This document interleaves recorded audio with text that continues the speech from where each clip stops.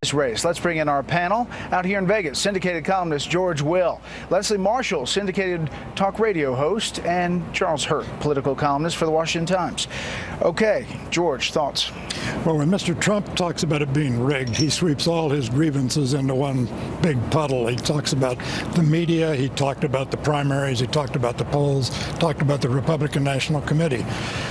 I think when most Americans hear that an election's rigged, they think of government action to rig the election, and there Mr. Trump has a point if he would just make it more clearly.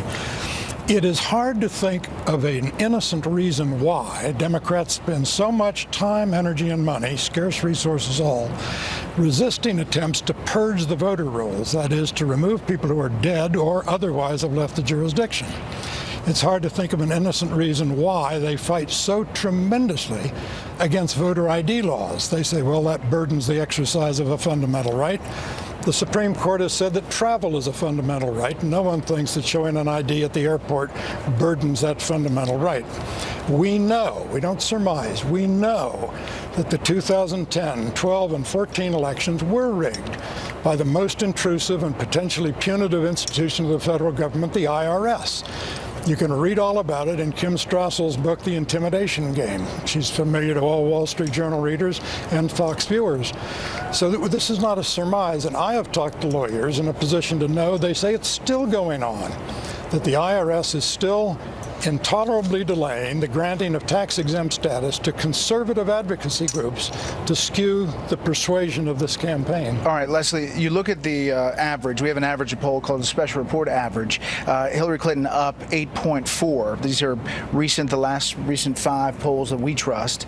There were some state polls today that suggest that it's very tight in Ohio, here in Nevada, North Carolina. Your thoughts on the state of the race and this effort by the Trump campaign and Mr. Trump to say that the election is rigged?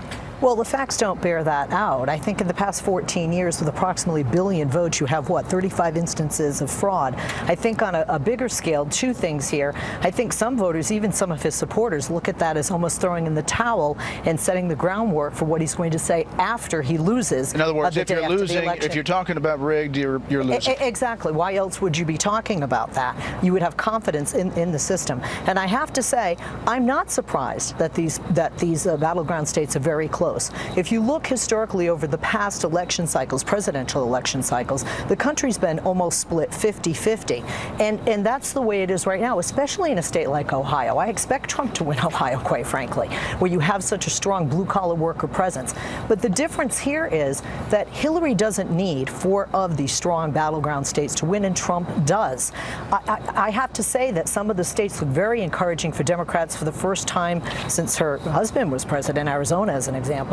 But when you're talking about rigged and you're talking about we can't let people out there rig an election, and some people are concerned what that means when they go to vote. Are people going to intimidate them when they get out there? Is somebody going to try and stop somebody's vote?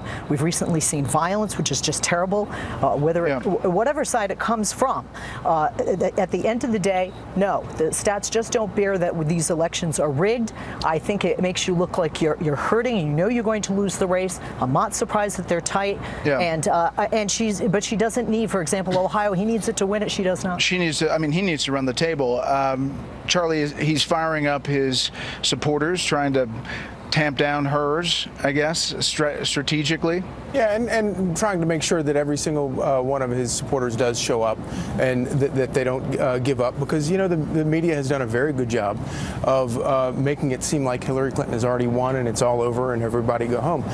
Going back to something that George said that I think is so true, is that, that Donald Trump has always done he kind of rolls all of his grievances into one thing. And I think when he talks about the system is rigged, the election is rigged, I think he's talking about a much broader sort of scattershot charge against Washington, against politicians, against media, Clintons, against the media.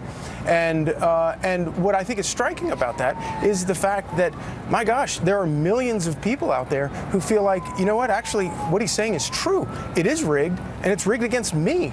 And he's speaking for those people in a way that nobody else has. And all of this is happening with the backdrop of the whole WikiLeaks stuff that is revealing the most horrible things about the Clintons and the Clinton campaign. And it really does sort of underscore the notion that, well, gee, it is kind of. Yeah, and I will say that the part about Russia, George, is concerning, that Russia is believed to be behind this hack. You talk to any U.S. intelligence official, they'll say that that's what they see. But it's also the substance that's inside. And the FBI documents today, it's separate from the emails themselves. Those are actual FBI interviews about this quid pro quo allegation and other things.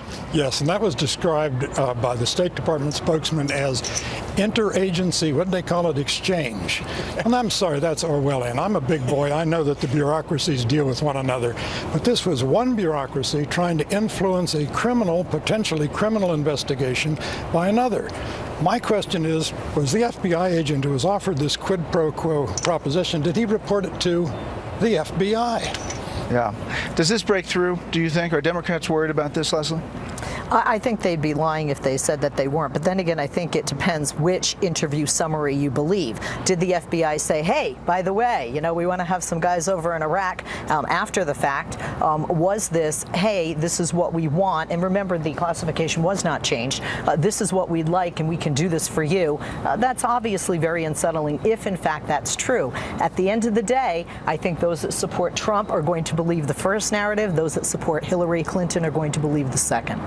We will follow all of it, and apologize, we're fighting the sun here in Las Vegas as we are dealing with the setting sun over the Strip. Next up, the battle for most.